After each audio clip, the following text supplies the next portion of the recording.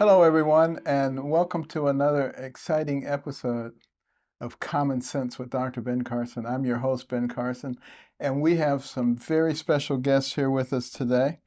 I don't think there's anybody who's alive who hasn't heard about The Sound of Freedom. It's the #1 movie right now. It's going on, talking about what's going on with human trafficking, and particularly with child trafficking. And our guest today to talk about this, Tim Ballard, who is the protagonist in the movie, Bob Unanue, who is the CEO of Goya Foods and is a big sponsor, producer, and of course the major producer, Eduardo Verástegui. How did I do with that? Better than me. Actually, you're the first one who said it perfect.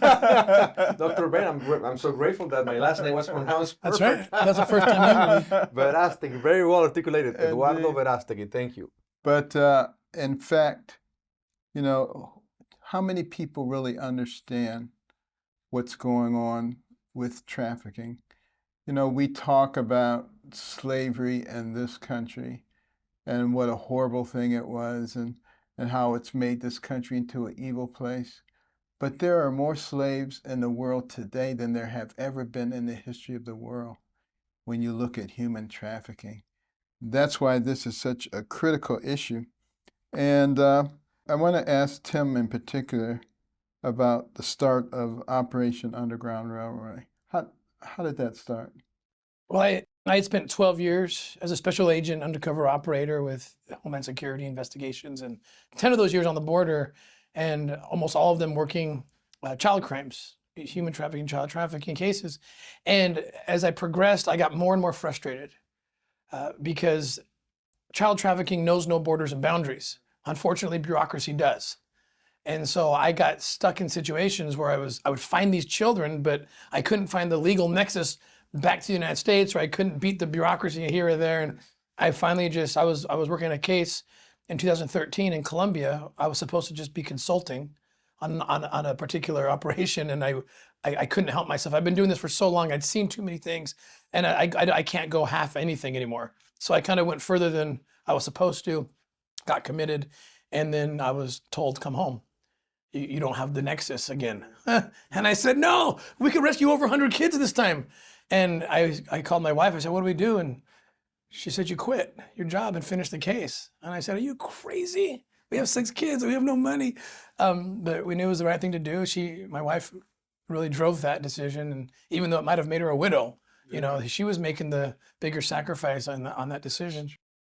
And we jumped in, and that is the story of that's how Sound of Freedom kicks off. That's the story, and then a wild ride then follows that decision when we actually go and do the operation, which ends up being one of the largest rescue operations that we've ever seen. Well, Eduardo, how did you grab a hold of this? Well, I met Tim Ballard 8 years ago in Los Angeles, California, and he told me this story, and I was inspired by meeting a real hero, a true hero. In one hand, in the other hand, I was in shock when he told me in details what these children are going through. When he told me in details what him and his friends do around the world. They travel around the world undercover, rescuing children that are kidnapped for sexual exploitation. When they told me what happened to these children, 3-year-old boys, 5, 6, 7-year-old boys and girls, sexually abused 10 to 15 times a day for many years. And after that, when they don't want them anymore because there's no fresh meat anymore, that's the kind of vocabulary they use, they go into the second business, which is organs traffic. They open them and sell their organs. When you hear things like this, you cannot look the other way around. It is the worst evil ever. And then he looked at me and he said, Eduardo, it's very sad what I'm telling you, but it's more sad now that you know it, man. If you do nothing, what are you going to do? And I started asking him questions like, for example, this is a global problem? Yes, especially US and Mexico. US is the #1 consumer of child sex in the world. Mexico is the #1 provider. And I said, hold on a second. You guys, I mean, you live in the most powerful country in the world. You have the technology, the intelligence, the money, the army, the police. Why don't we finish this problem? And he said, because it's not a priority. how can we turn this into priority? He said, we need a movement. We are not the solution, Eduardo. We're the solution for 7,000 kids. Thank God we saved a lot of kids, but we're talking about millions of children that are kidnapped for sexual exploitation. We need a movement. And that's when I realized, well, I'm a filmmaker. I have a weapon of mass instruction and inspiration, movies. Movies can move people. Let's make a movie about one of your, rescue missions. You have done hundreds of rescue missions. Just tell me which is the most difficult one, the most dangerous one, the most successful one. And he told me the one that he did in Cartagena, Colombia. And that's Sound of Freedom. Well, Bob, how about you? I actually know, but the audience doesn't know. How did you get so involved in this? Well, first of all, I'm just in awe. There's three people. I'm in Texas, but there's three people sitting there that are just my heroes. And I can't, and we're in a movement. We're in a spiritual war. And I can't think of three more courageous warriors than the three of you in this battle. And I knew Eduardo when he was 33 years old and did the movie Bella. I don't know, 33. There might have been a couple years ago, Eduardo. I don't know, but and then he did Little Boy. But he was a pretty hot actor in Mexico, a singer, actor, and but he changed his life around. He said, "I'm going to dedicate my life to God," and all of this has been the intervention of the Holy Spirit. I mean, I got to meet you, Dr. Carson. I used the word blessed with President Trump, and when you invoke God, it pisses a lot of people off, people that hate God, and so I met Eduardo, and again, I think it's the Holy Spirit involved here. It's the hand of God. Angel Studios sending this down. I met Eduardo after Bella. Fast forward a few years at the White House, and he goes, "Hey, I'm doing this thing and about this incredible guy going in and saving the children." And I tell you, my awareness at that time was, we kind of live in a bubble in this country. We don't realize the horror that's out there and the money behind it. This is the biggest crime industry in the world, along with drugs and arms sales. So he tells me about this courageous person and this guy Tim Ballard, and we were able also to go out to Utah, and he had this event with Macy Barber, Rise Up, and raising awareness for this plague, and so we saw the movie. We saw it with you, Dr. Carson, and Candy, and every time you have to take a box of tissues with you, but it tugs at the heart. And the amazing thing, to me, Tim has been around the world for years, saving kids. More recently in Ukraine, and this wasn't a one and done. But this movie, interestingly enough, is about one child. Well, first, Miguel Aguilar, he goes, "What about my sister?" And Tim goes to save Rocio, one child, which highlights the idea that every life is precious, and for a man to sacrifice his life, his family, to go after that one kid. He says, "What if that was our daughter? What would we do?" And so there we have the history, and it's under attack. It's under attack because it's good, and it's real, and it's the truth that's come out of the light. And when it comes out of the light, the people of the darkness, they attack, they hit back, and it's terrible what they've done to attack this movie and the story and these courageous people. Amazing. It is amazing. It seems like whatever is good these days is under attack, and whatever is questionable is held up. It's almost like we've lost our minds, but I always say it's darkest before the dawn. And sometimes it has to be pretty dark before people see the light. And I believe the light is coming. And, this movie is part of it. But do other governments work with us to help get these kids back, or is this largely a solo movement? No, they do. I mean, in the beginning, when we started our our project, it was difficult to think that, you know, there could be this private-public partnership where a private organization can actually help rescue children.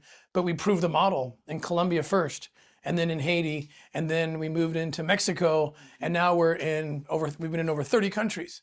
And so at this point, the model has been proven, and this film's only going to do more to continue to prove that model.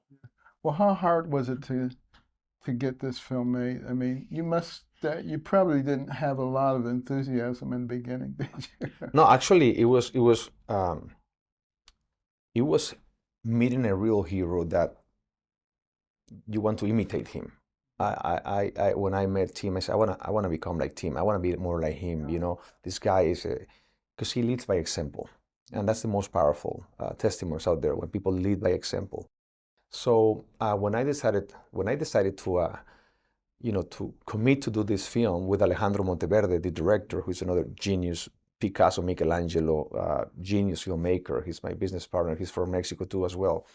When I brought him to meet Tim, when we committed to say yes, he looked at me and he said, Eduardo, I have to be very honest with you.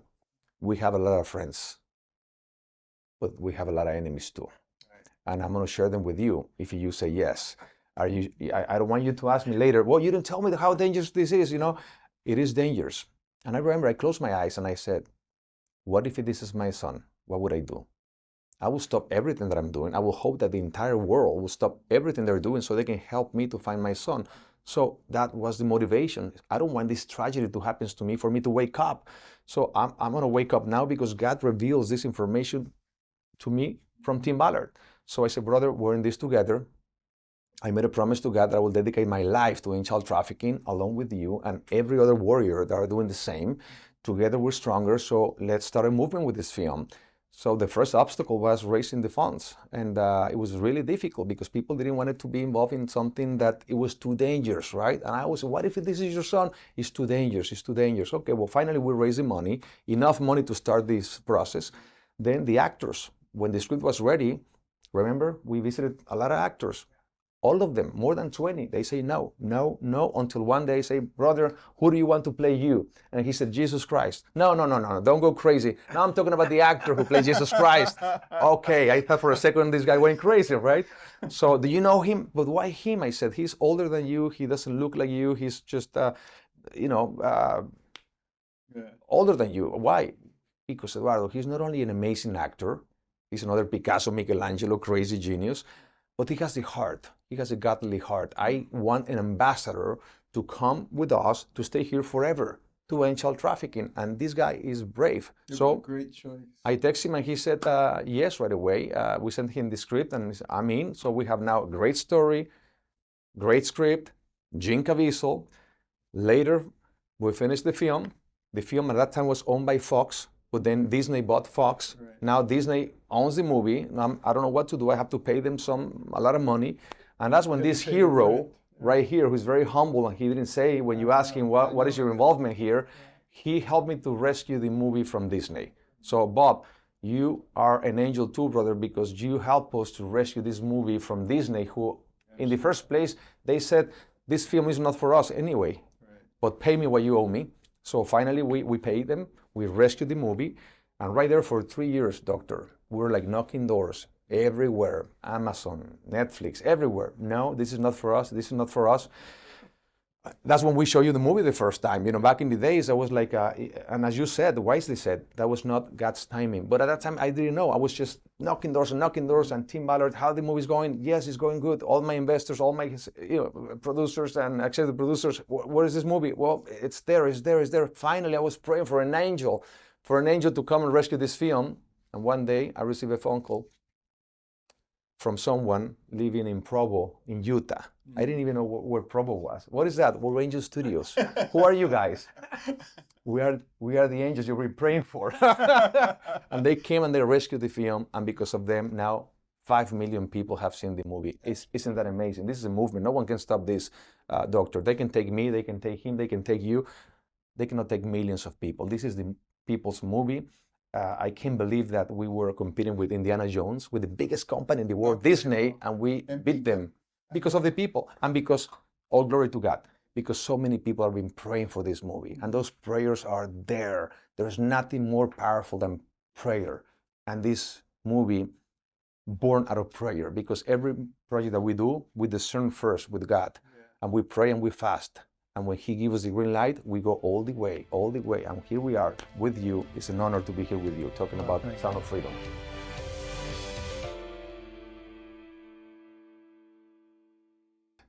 I want to ask all of you, how big a problem is child trafficking? Fastest growing criminal enterprise in the world. Millions of people in slavery, of one form, labor slavery, organ harvesting, and sex slavery. And in the United States, oftentimes I've heard so many times, oh, that's a problem far, far away. No, it's not a problem far, far away for several reasons. One, we're the #1 consumer, this country, of child rape videos. We're #1, and sometimes #1 or #2 in production even.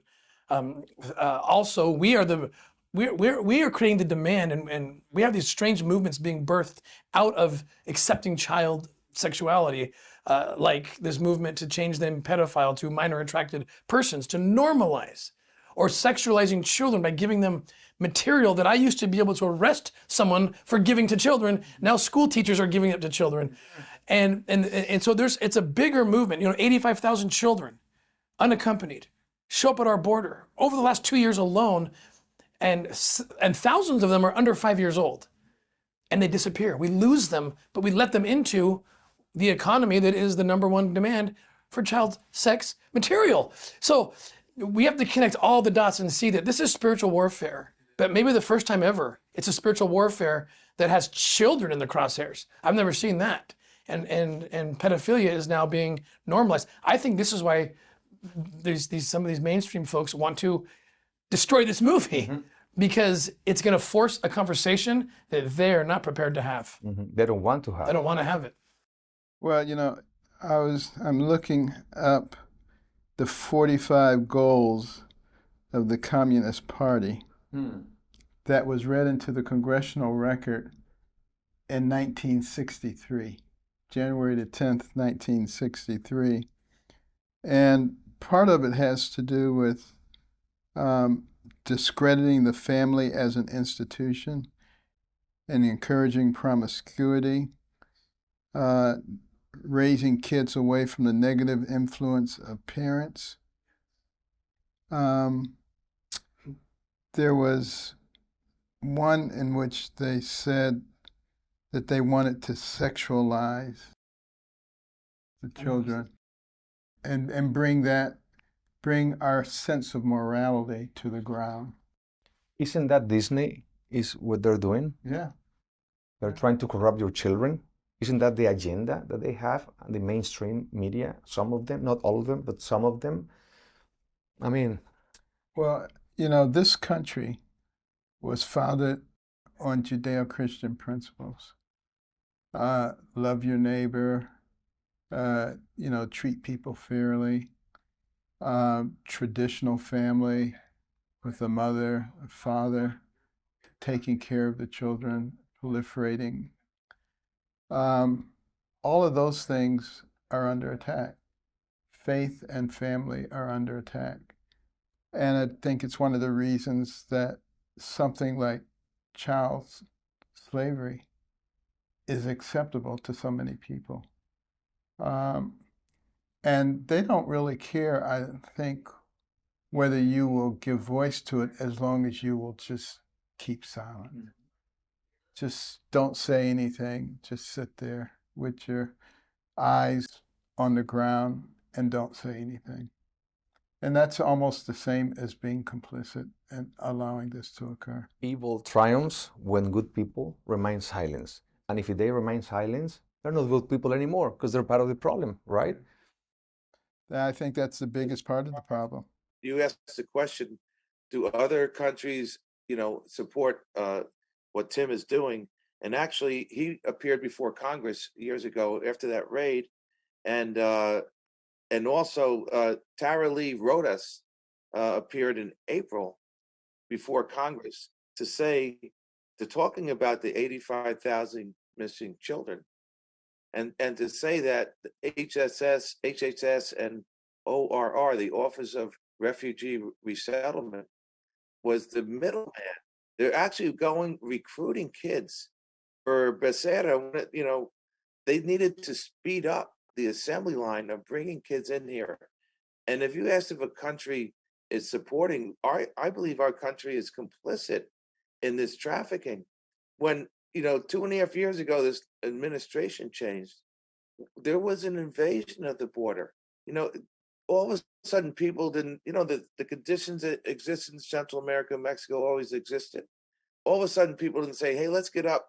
Hey, honey, why do you want to go to, let's go for a trip to the Mexico border with the US.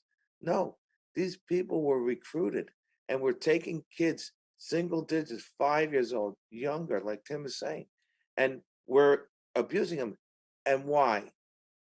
We were moving away from God, yes, but it's follow the money. The Gulf cartel on the Mexican border is an $80 billion business. The whole industry business is worldwide is a $250 billion business, and it's very tempting for people to be pulled into this motive for money. There's 6 steps of child trafficking, which is grooming or befriending, intoxicating, alienating, isolating. You alienate the victim from their families, and sometimes they come from broken homes. So the abuser becomes their family, desensitizing and capitalizing. But at the end of it, the 6th step of capitalizing is really the first step.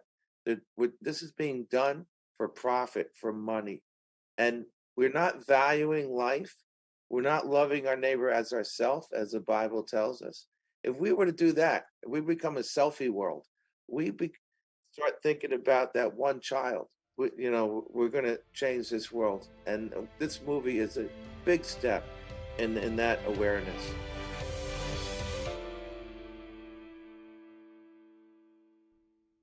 What can people do? I mean, I know everybody comes out feeling in a state of shock, but what can they do?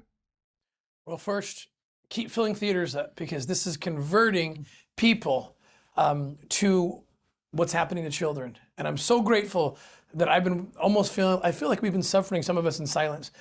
Where's the silent majority that's going to come up and feel the message? And it's happening. So I'm grateful to God that the Spirit is touching millions. And that's what's happening. I feel it, touching the hearts, and people are coming.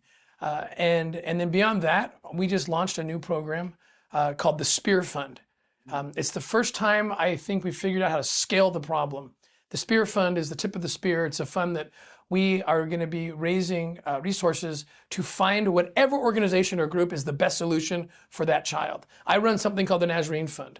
I also am the founder of Operation Underground Railroad. But I can admit and be honest that neither of those are the end-all solution for every child. For many, yes, but not for all. So it's time to, I made sure Angel Studios did not include the OUR logo even at the end of the film, because I don't want to participate in this scarcity mentality backed by, this is not about one organization, it's about all. So the Spear Fund, spearfund.org, people can go there, and we're going to be employing the principles of capitalism even. If you're the best group to rescue, that kid deserves the best, and we'll find you and deploy you. And it's not about Republicans and Democrats and conservatives and liberals. It's about children. Yes. Vulnerable children who need responsible adults to protect them. I always use this analogy, precisely because what you just said is, you just nailed it. There's this little house full of children, and the house is on fire. This fire truck comes from this direction. This other fire truck comes from this other direction, and there's another one and another one. And when they get there, they started arguing. Hey, this is my territory. No, this is my zip code. No, you want the commission. No, you're the thief. No, you're the thief. No, you're blah, blah, blah, blah. And then when they finish, the kids are dead. What they should have done when they get there, bring the water hose, bring the fire down, save the children, and they continue with the argument. Well, there's millions of children on fire right now. This is not about politics. This is not about you being left right, up, down, center. It's about bringing your water hose, all of us together, bring the fire down and save the children. So that's why only pedophiles are not interested in promoting this film. Isn't that suspicious when somebody's trying to block the message? Don't go and see Sound of Freedom. Don't go and see. What do you mean? This is about saving children. This message is for all the parents. Be aware of your children. Presence. There's apps that you can see what your children are looking in social media, so you can see who they're talking to. Because you know what? In 1 second, they destroy their purity and their innocence, and they will mark them forever. So parents, you need to see Sound of Freedom, because you need to know that this is real. This is not far from you. This is next door. This is everywhere. It's happening everywhere. So go and see Sound of Freedom, and then something that they're doing that is amazing. People, when they leave the movie theater, they videotape themselves. And they share their testimony about what they saw. And they share that testimony with everyone.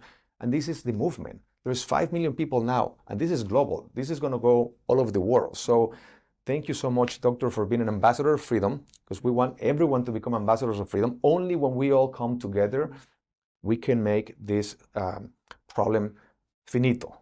And if you see something that's suspicious, don't be afraid to notify the authorities. The worst that can happen is that you're paranoid. That's okay. Yeah. I'd rather you be too aggressive in terms of following up on this than take a nonchalant attitude and allow another child to be sacrificed. This movie is about a superhero, but each of us could be a superhero, because a lot of kids are committing suicide. We're not valuing others. We're not valuing ourselves. If someone's being bullied or taken advantage of, because mental health is a big issue too, we have to have the courage. We can save a life by standing up for another child who's being bullied or trafficked, and we can be the superhero that saves that life. Too many kids are being lost because they don't feel valued. And with one thing this movie does is show you can be a superhero too, without having to go to Colombia and risk your life physically. You can, with courage, you can save a life. Well, we're going to have to wrap right there, but I hope everybody out there has had a chance to just feel the energy here and what went into this production and why it is so vitally important and why we all can play a part in helping to end this scourge on society.